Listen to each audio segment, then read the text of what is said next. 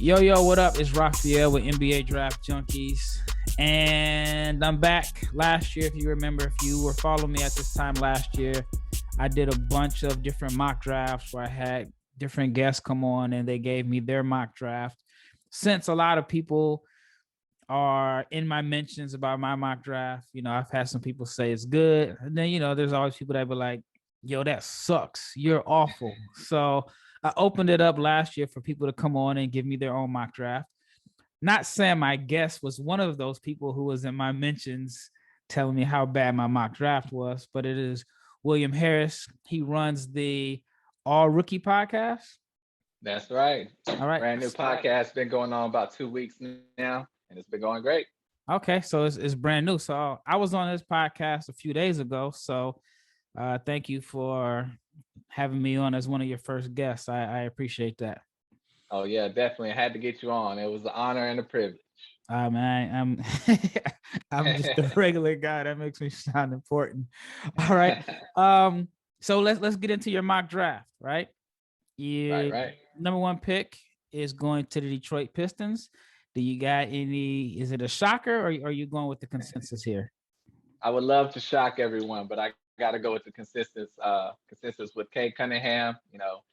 6'8", 220 pounds from Oklahoma State, average 20 points per game, 6 boards, 3.5 assists, 1.5 steals per game, 84% free throw shooter. First team All-American, highest scoring freshman in Oklahoma State history, Big 12 Player of the Year. The list goes on and on. He is clearly the number one pick. As long as he keeps developing and doesn't get the big head. I didn't like that he's like, I'm only going to interview with one team. But, as long as he stays grinding, he should be a great player in the league. And I think he reminds me a little bit of Jason Tatum. So I think he should have a great career. See, I don't blame him for only doing one team. He knows that he's going to be the number one pick. And, if you're a team that wants to trade for him, or you think then you got to make the trade first before he does an interview with you. So I respect that. I know, like, as of last week, I was in Miami. He was in Miami working out. I didn't get a chance to catch his workouts. I know he's been going between Miami and Los Angeles. Hopefully, kind of running out of time here. I'd love to be able to catch one of his workouts, but I want to see what he's been working on. Last summer at this time, the knock on him was his shooting. That was one of the things that we wanted to see if he could develop as a shooter, which he did. Shot over 40% from three. Had a high degree of difficulty. I think he shot like 43% on catch and shoots, 47% on unguarded catch and shoots. So I want to see what he's working on this summer. A lot of people say your free throw percentage translates to the shot. So he was an 84% free throw shooter. And I think, his form and everything should be great. Just watching him play, I would describe him as just smooth. He's just smooth all around player. Great pull-up jumper, step back three. He has everything that a team would be looking for. And do you think that first pick could be traded in any way, or you think the Pistons would be crazy to do such? I think they'd be crazy to trade it, to be honest with you. All right. Are there any concerns about the negative assist to turnover ratio? And do you think that he's a primary ball handler or secondary? I think in the NBA, he'll probably be secondary. And the turnovers in college don't really bother me much because the responsibility they have in college usually is a lot more than it's going to be in the league. Being the first pick, he's going to be looked at as a savior for Detroit, but still the talent in Detroit, even though they were the pretty much worst team in the league, it's going to be tremendously better than it was at Oklahoma State. So good coaching should be able to get that out of his system. So do you think Killian is still going to be the primary? I think he will, at least to start. He finished the year pretty well, I think. I think they have no choice but to let him try it again. You think Killian's just going to be moved to the bench? I don't know. We'll see. It's possible. We'll see if it's a Luka Doncic, Dennis Smith situation. You give up on him yet? It's too early. It's too early. All right, number 2. This is where the draft starts now. At first, everybody's top 5 is pretty much consensus. So I guess you can say the draft may start at 6, but it doesn't seem like everyone has the same guy going number 2. So who are you selecting if you're the Houston Rockets? Yeah, I'm kind of jumping out the window on this one. Everyone Oh, seems to think Jalen Suggs, that's my guy, that he's not worthy of the number 2 pick. But in my opinion, I think he's the second best player in this draft. I know like Jalen Green, Evan Mobley, they're more potential guys. Jalen Suggs is ready to go right now. So it depends on how the teams are looking at things. But I think Houston, obviously they're rebuilding, but I think Jalen Suggs can come in there instantly and improve that team. 6'4" out of Gonzaga, average 14 points per game, 5 boards, 4.5 assists, has amazing court vision. He's a clutch player, can finish at the rim, battles under the basket with bigs, has great handles, great defensive playing in the lane and the defensive side of things, hit step back threes. I mean, you see a little Damian Lillard or a little Brandon Roy in this game. Will that translate? I think at least for the most part it will. I don't think he's gonna come into the league and not be a star, honestly. All right. So when I was in Miami last week, I had a chance to be working in this gym where Christian Wood and DJ Wilson were working out, and then Coach Silas popped in. So I had met him before because I live in Dallas and he was an assistant with the Mavs. So I had ran into him before at an event, and I was like, "So, what are you doing right now at this point in the season?" He's like, "Yeah, I'm just kind of watching film, watching all the games, and just kind of getting prepared for the draft." So I'm like, "Who are you guys taking number 2?" Of course, he's not going to tell me. So he was like, "So who do you think?" So, he was just kind of basically just kind of making sure he didn't say anything, but at the same time, just asking me my opinion. And I told him that I felt like there was some redundancy. If you took Evan Mobley, him and Wood, to me, are kind of similar. If you take Jalen Green, I feel like Jalen Green and Kevin Porter Jr. are a little similar. Depends on if they're gonna make Kevin Porter Jr. their primary. So I just kind of gave him that little information, at least just my opinions on the two guys. But at first, when I was making my mock, like right after the results were released a couple weeks ago, I thought Jalen Suggs made the most sense if they feel like Porter Jr. and Christian Wood are their two guys that they're going to build around going forward. I don't think they'll take them, but to me, it makes sense, especially if, maybe like an ideal situation would be for them to keep John Wall for maybe the beginning of the season, let Wall kind of build his stock up and then maybe move him and then hand the keys over to Suggs.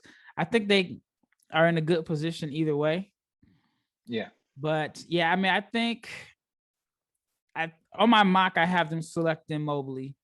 But now it seems like Green you're starting to hear some, a lot of people thinking Green, even though the Rockets haven't said anything. This is just all chit chat from people's end opinions. But I actually probably wouldn't be too stunned if they went with Suggs.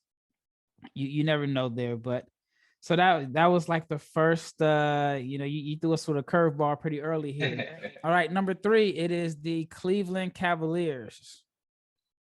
Right. And with the third pick, I think Cleveland should go with Jalen Green, in my opinion. From the G League Ignite team, 6'5", 172 pounds. Needs to get a little weight on him, but, you average 18 points per game, 4 boards, 3 assists. Very athletic, quick first step. Loves to put his head down and go straight to work, straight to the attacking the rim. But he doesn't really settle for jump shots, which I love, so he has good court vision. And I think he'll fit great with this Cavs team if they keep Colin Sexton, so they'll have Garland, Sexton, Green. They still have Okoro, Jared Allen.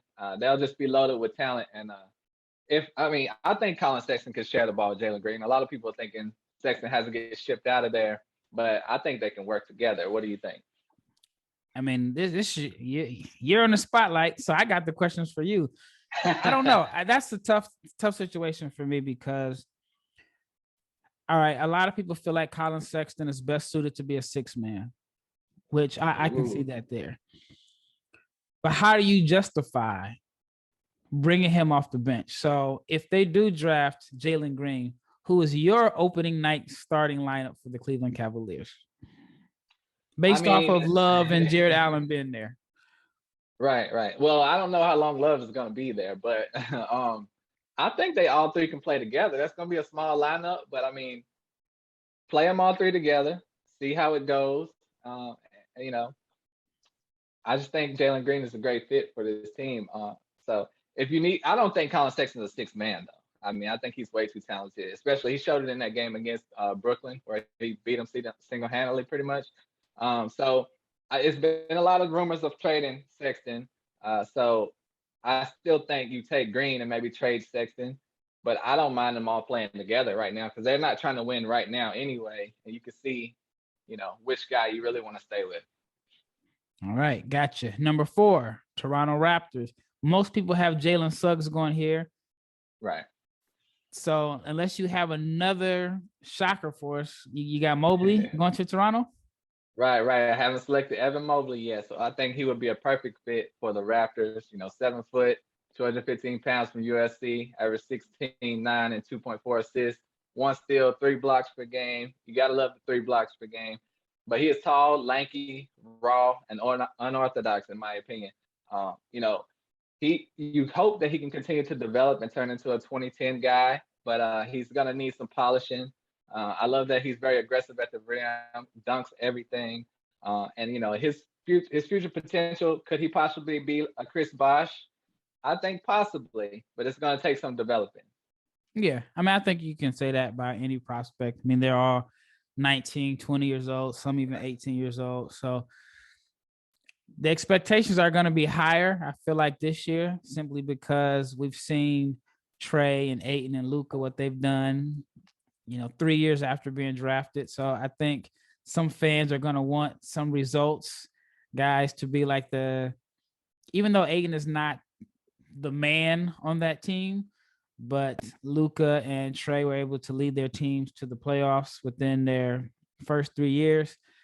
Maybe Mobley can be that for Toronto. I mean, I think he's in a good situation with Toronto. You have some good veterans around him. You got 2 guys. We got 1 all-star already on the team. You have Fred VanVleet, who's a solid starter. So I think Toronto would probably be the team that will be able to make the playoffs the fastest out of all the teams that I think that are selected in the top 5. Yep. All right, number 5, Orlando Magic. All right, this one, I recently just finished my mock draft 2.0. I had Moses Moody going here, but right now I've switched it, and I have Scottie Barnes going to the Orlando Magic. You know, he's been getting a lot of buzz at the Combine. Everyone's loving his athleticism, wingspan, you know. So he averaged 10 points, 4 boards, 4 assists, 1.5 block per game, ACC Player of the Year. I think he has great size. Orlando's in a rebuilding mode with a lot of young athletic players. So I think they have time to let him develop and see what he can be. So I think he's a great fit for Orlando. He's not the 5th best talented player in this league by any means, but just for potential. All right. Got another tough question for you. All right. Opening day. You're the new coach of the Orlando Magic, or you're the general manager. Starting 5. That's tough. That is tough because when you come on this show, I'm cranking the heat up early. Right, they have so many point guards. But I mean, if Markelle Fultz is 100%, he'll probably start. Scottie Barnes would be at the 3. For the 2, you probably have Terrence Ross, I suppose. The 4, Chuma Okeke, and the 5, that's between Mo Bamba or the center they got from the Bulls. Wendell Carter. Wendell Carter. So no Jonathan Isaac? Oh, yeah, he's back too. Yeah. So he'll probably start at the 4 over Okeke. All right, so you think Scottie Barnes is a 3? I think he can play a 3. I don't think he can bang with, you know, bigger guys like that. He possibly can because he has the wingspan, but, you know, I think he's a 3, but he probably can play the 4 also. I mean, I think he's a small ball 5. I mean, I don't think he'll start at a small ball 5, but I think he finishes games. If you're trying to win and you know, you're looking for the best lineup to close games, I could see him playing the 5. So that's, you know, Orlando is going to be a lot of redundancy no matter where they go. Yeah. And then they have 2 picks in the lottery. So they're a team that I would probably try to trade, even though they still need as many pieces. I feel like they have quite a few guys that they know are going to be good, but now it's just kind of, who is the guy? Like, who is A1? Who's the guy that you build around your go-to guy? And right now they're far from having a go-to guy. And I think Definitely. Barnes is more so of a connective tissue than a go-to guy. So that's going to be interesting. All right, number 6, Oklahoma City Thunder. Another prospect, just like Scottie Barnes, I believe they will go with Jonathan Kuminga, 6'6", 210 from the G League Ignite, averaged 16 and 7. He only shot 25% from 3, so that drastically needs to improve. And he shot a lot better at the combine, so hopefully that will stick. And he will have plenty of time to develop with OKC because they're in a rebuilding forever mode right now also. But I think he'll fit on this team and have plenty of opportunity to develop. All right, if you had to choose between which player do you think is better suited to be the go-to guy or franchise player, you would take Scottie Barnes over Kuminga? I think for the Magic, I like Scottie Barnes better. Yes. But I think they both are kind of in the same boat to where they need to develop a lot more. And both could be bust, in my opinion, because they're all about freaky athleticism, wingspan, and they can't really shoot that great. Yeah. So it's really just a matter of opinion. You want the 6'9" guy or the 6'6" guy? They're not much different from each other. In my opinion, I think Kuminga has more potential to be an A1. Like if Kuminga ends up being, let's just say, like a Jalen Brown, and Scottie Barnes ends up being, say, Draymond Green. I'm a big Draymond fan, one of my favorite players. So Draymond is great. I think Draymond will make any team better. I think he's that good of a connective tissue. All the value that he brings, he'll make your team better. If he's the best player on a team, then I don't know how good that team is. So that's why it's tough for me. All right, number 7, it is the Golden State Warriors. Now, I have them selecting Davion Mitchell. I think they're going to go with a guy that's ready to come in and contribute and win now. Some think they may go with, I don't know, I've heard James Bouknight, I've heard Franz Wagner, I've heard quite a few different names there. Who would you choose if you're the Golden State Warriors? Well, I have another different name for you right here. My guy Alperen Sengun. That might shock you, but I think he is a perfect fit for the Golden State Warriors. They don't have a player really like him on the team. Behind Draymond, it gets sketchy for the bigs. James Wiseman. Not really sure how it's gonna go, but Sengun can play power forward, obviously. 6'9", 240 from Turkey, average 19, 9, 2.5, 1 assist, and 1.7 blocks. Super skilled big man. His ceiling could possibly be Domantas Sabonis like. His floor obviously just average backup, but being the MVP of the Turkish league, you have to hope a lot of that talent can translate. And he's crafty in the paint. And I think they could use him, for some banging and some buckets underneath. So I think he's strictly a 5. Now, I'm very familiar with the Turkish league. I spent the year out in Turkey, and I went to pretty much all the games that year. I guess it was 3 years ago, maybe 4 years ago now. But I'm familiar with the league. In my opinion, it's the second best domestic league in the world. I got the ACB as the best domestic league, and then the Turkish league.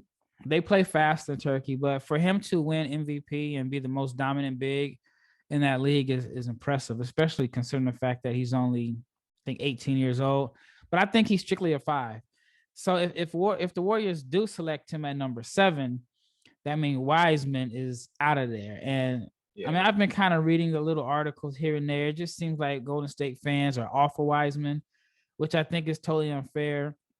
Yes, LaMelo and Anthony Edwards, had better years. But I feel like with Wiseman, we're talking about a guy that only played like 3 college games, and maybe only one of them was against real competition, and that was Oregon. And even in that game, he really only played like a half because he was in foul trouble. So he basically missed like a whole season.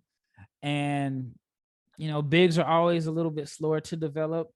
And I just think it's kind of unfair that fans are ready to move on him or just kind of soured on him so early.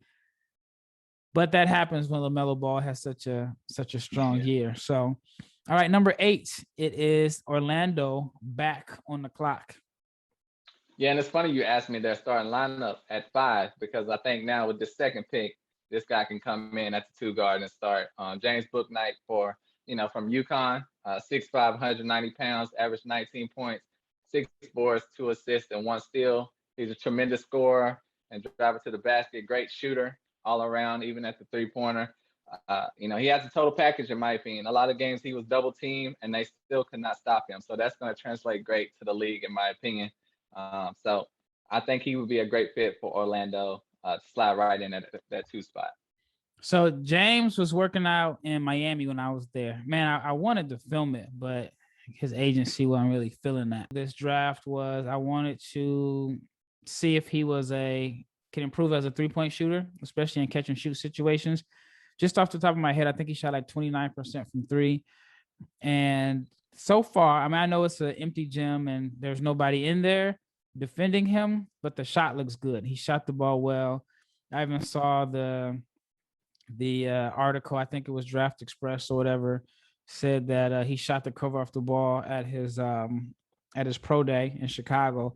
So I think that would be an interesting fit considering that they have Cole Anthony and RJ Hampton there. And RJ Hampton won Rookie of the Month in May. Depending on if you think Cole Anthony is a point, I think a lot of people are saying that he's more so of a combo or a 2. So now if you got Bouknight, you end up with a guard lineup of Terrence Ross, who I don't know if he's a free agent or not off the top of my head.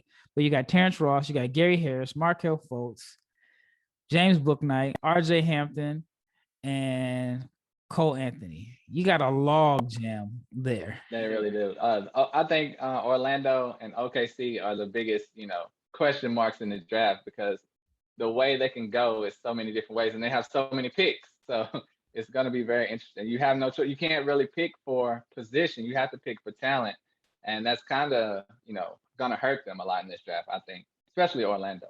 Yep. All right, number 9, the Sacramento Kings. If I'm an agent, we just trying to avoid the Kings. We not sending any medical. We not sending nothing to them.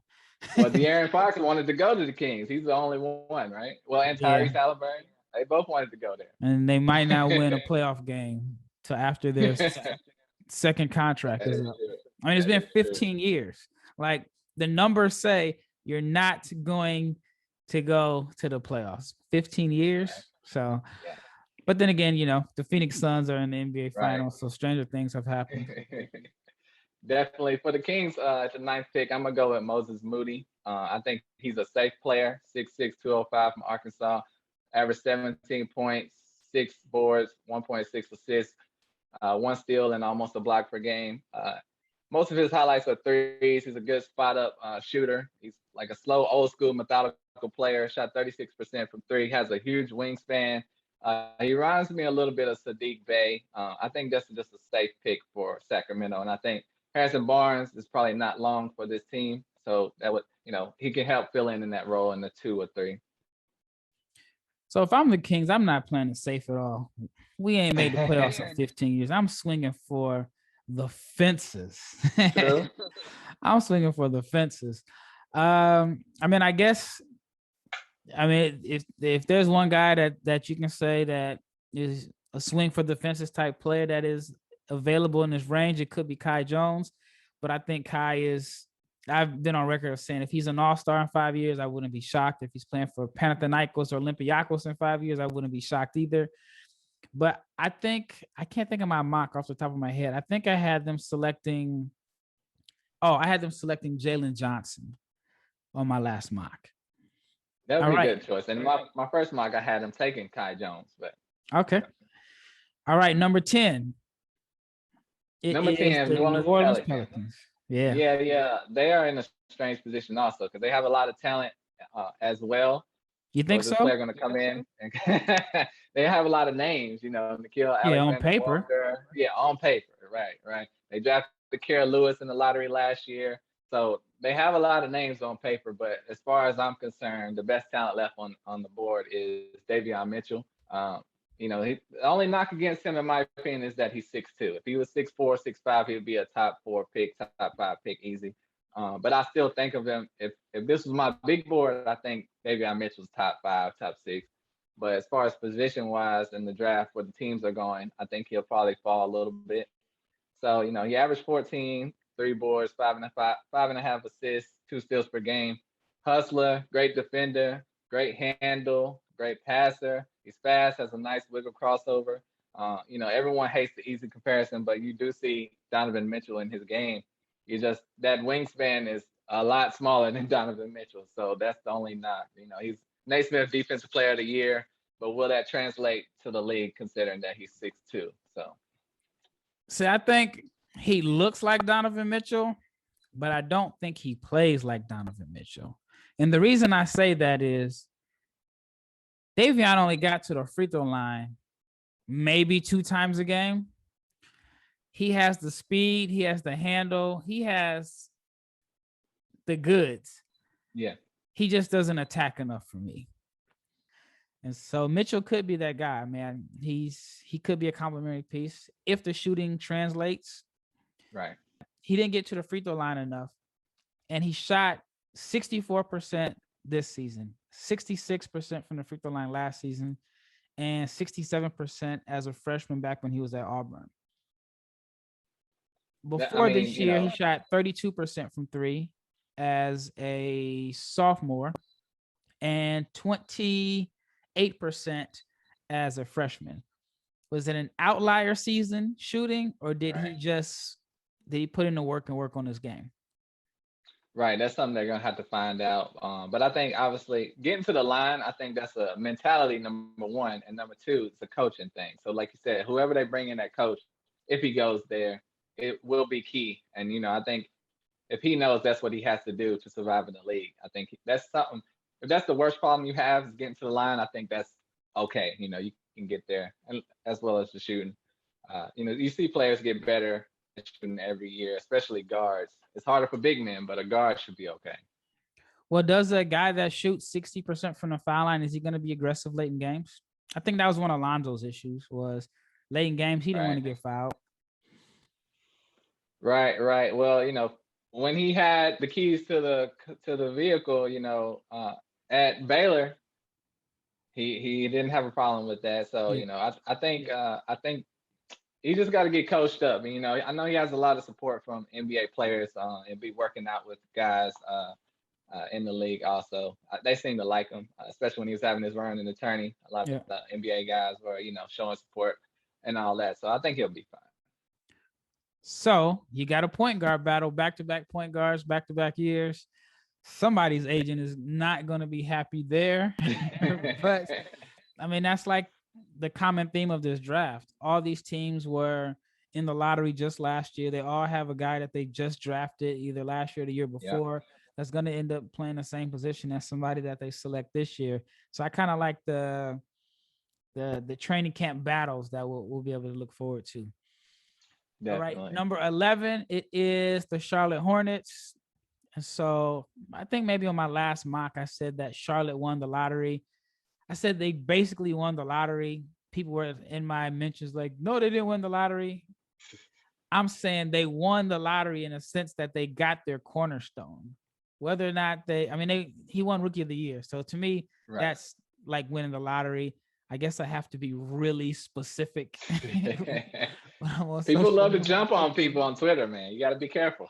Oh yeah, and YouTube's even worse because at least on Twitter you can like click on their profile and you can see, but on YouTube it's like they don't even have their face on there, so you're just talking to whoever. But yeah, and I say it again, Charlotte won the lottery in a sense as far as like having their cornerstone, having the guy that you can build around the face of the franchise. So number 11, who are you selecting to be Lonzo's running mate? Well, LaMelo. LaMelo. Yeah. I'm sorry. Well, Charlotte's my hometown team, so I had to look out for him. But I have him selecting Kai Jones with the 11th pick in the draft, 6'10", 218 pounds from Texas. This is probably one of the best fits in the draft, where you're drafting one of the best players and the position that you need the most. He averaged 9 points, 5 boards, almost half an assist a game, almost a steal a game, almost a block a game. He's a great shot blocker, though. He can even shoot threes, very instinctive on the court, very athletic. Obviously needs to develop and get more dominant out there, scoring 9 points a game. Obviously, you want to see more than that. But, even on the perimeter, he was playing good defense, stole the ball from Cade Cunningham when he was trying to drive him from the perimeter. So, he's a guy that can develop and could potentially be the starting center for the Hornets for a long time. All right, I agree. I'm tired of seeing Biyombo and Cody Zeller. Who you telling? I lived in Charlotte 2013-14 season, and those guys were on the team then. That team had Al Jefferson, you had Josh McRoberts, you had Ramon Sessions, you had Luke Ridnour. All these guys are out of the league, right? Yeah. Michael Kidd-Gilchrist, I think he was maybe in his second year. I was there with Chris Douglas Roberts. Mm-hmm. And those guys were on the team then. I want to say probably 70% of that roster is done playing basketball, and those guys are still there. I know Biyombo left for a little while. Zeller, it's amazing how he's been able to avoid national criticism. He was the fourth or fifth pick, and nobody cares. Nobody notices. And he's been able to stay there. How many guys were drafted that high? They didn't put up. He's been solid. Don't get me wrong. He's definitely been solid, but you don't hear any criticism. You don't hear his name in any trade rumors. He's just flew totally under the radar. He's been there long enough to where, he could have built a house and been comfortable living there. He can make that his home. So I think Kai Jones is worth the gamble there. Again, like I said, if he's an all-star in 5 years, I wouldn't be shocked. If he's playing in Europe, I wouldn't be shocked. In my opinion, his high volume of attempts, but just watching him move, the athleticism, fluidity. I've heard some people say that they think he can play some minutes at 3. Whoa. They think that he has some wing skills, or he can develop wing skills. So, like I said, if I'm Charlotte, you already got your main guy. You can gamble there with Kai Jones. And if he ends up being a pick and roll, numbers were pretty disappointing. A lot of that could be because he played with Jericho Sims and he played with Greg Brown. So I would love to see him in spacing as a role man. Definitely. All right, number 12, it is the San Antonio Spurs who are in the lottery for back-to-back years. I think Pop needs to just say, look, we're not going to get any better fighting for the 8th playoff spot every year. Tear it down, rebuild. I know that's not the San Antonio way, but the last time they did it, when they tanked that year in 97, you got Tim Duncan. Try again and try to get Chet Holmgren. But anyway, who do you have them selecting at number 12? Yeah, they're just too good to lose right now, so they definitely would have to blow it up. But I have them selecting Jalen Johnson, the 6'9" forward out of Duke, average 11, 6, 2 assists, 1 steal, and 1 block per game. The knock on him is just it wasn't enough tape. But, like we mentioned with Wiseman, he only played 3 games. But Jalen Johnson only played 13. Then he left Duke. I don't think people still really know the official reason. In his draft combine interviews, I'm sure he was able to discuss that a little bit, but it didn't seem like he got too much into it. But those are the concerns as far as that. But as far as his game, I liked everything I saw on tape. He's a smart and smooth player, good passer, runs the floor well, very athletic, good shooter. Shot 44% from 3. That's a small sample size, but clearly he has a good shot, good size, always seemed to be in the right spot at the right time. He kind of reminds me of Brandon Clark, from that plays on the Memphis Grizzlies. So I think he'll be a good, safe pick for the Spurs at 12. So you think he's a safe pick, right? Yeah. If there's one player and team combination that I think would not happen, it is Jalen Johnson to the Spurs. So we'll see if you're right or not. This is how I see it going. Pop calling Coach Krzyzewski, who they know each other from USA Basketball. Hey, what do you think about Jalen Johnson, Coach K? True. Hell no. Possibly. You think Coach K holds him in, I mean, he left the team for whatever reasons. He left.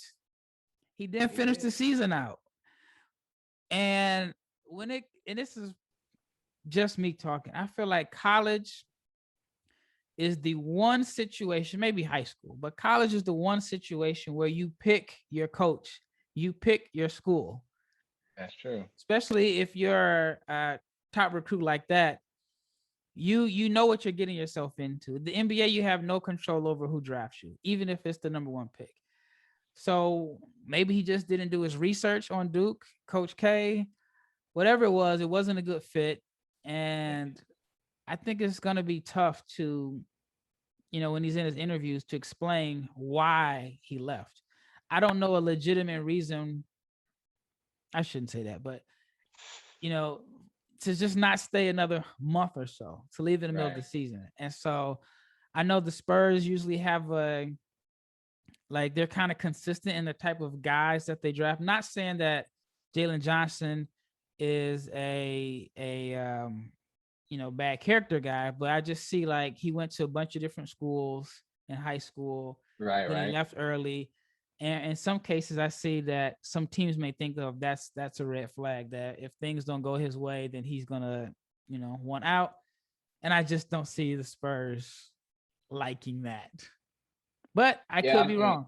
I would hope he wouldn't be that, I would say crazy to finally, your dream as a kid should be to get to the NBA and try to have that same attitude as you had in high school and college in the NBA. But you never know. It's happened before.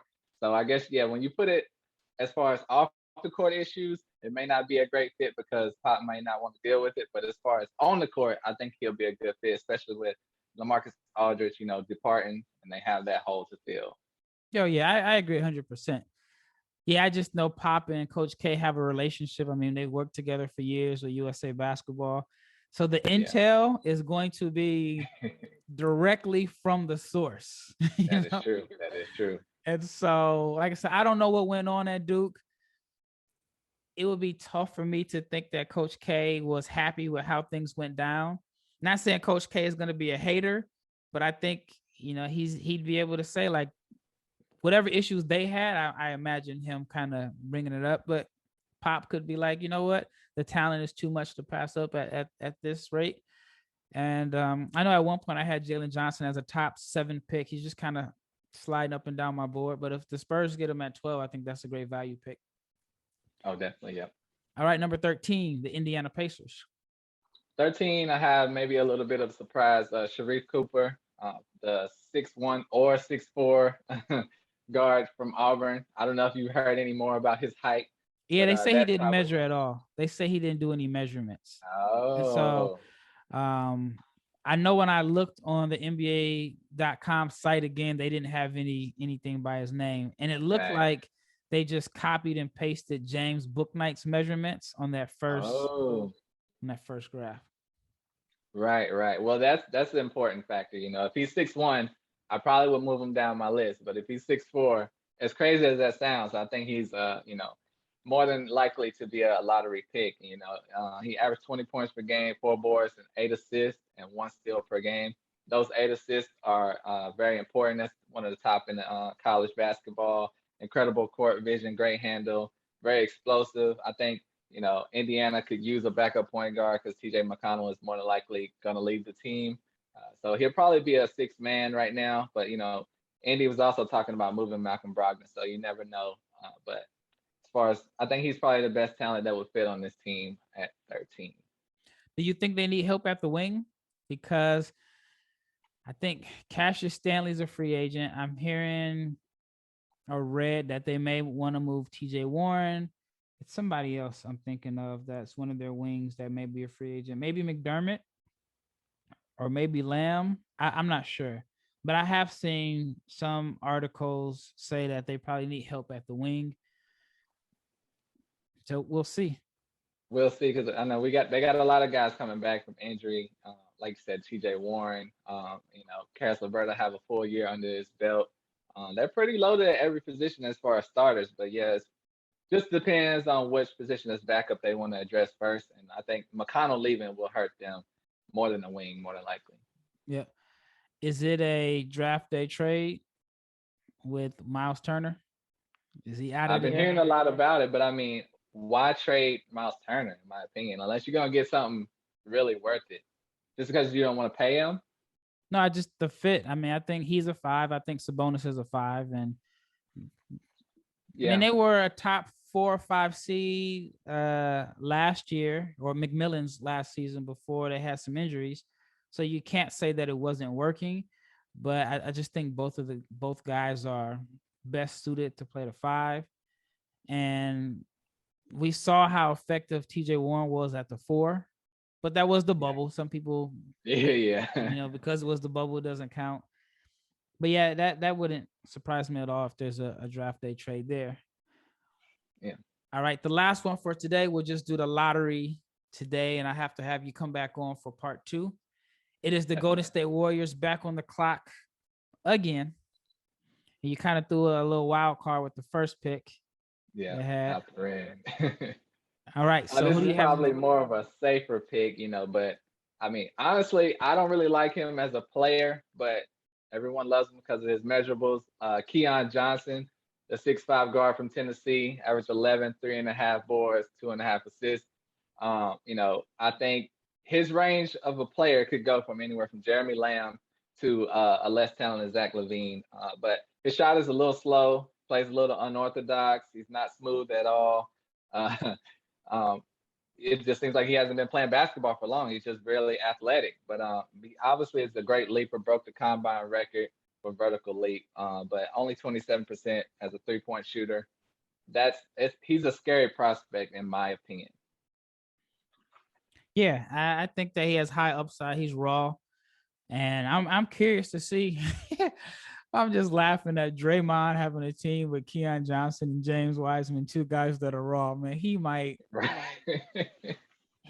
destroy both of their self-confidence because he's he's at the latter end of his career in a sense. I mean, he's kind of slowed down. He might be on the wrong side of 30 now.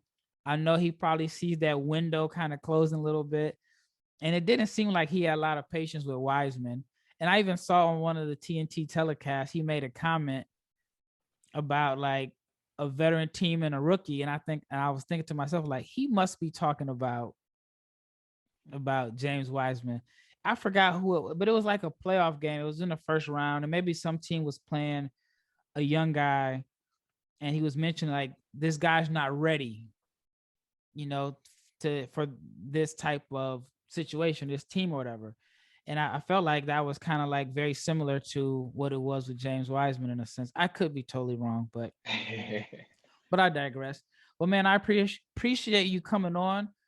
For the listeners out there, where can they find you on social media, and where can they listen to your podcast? Yes, definitely. My social media is at William is Bill.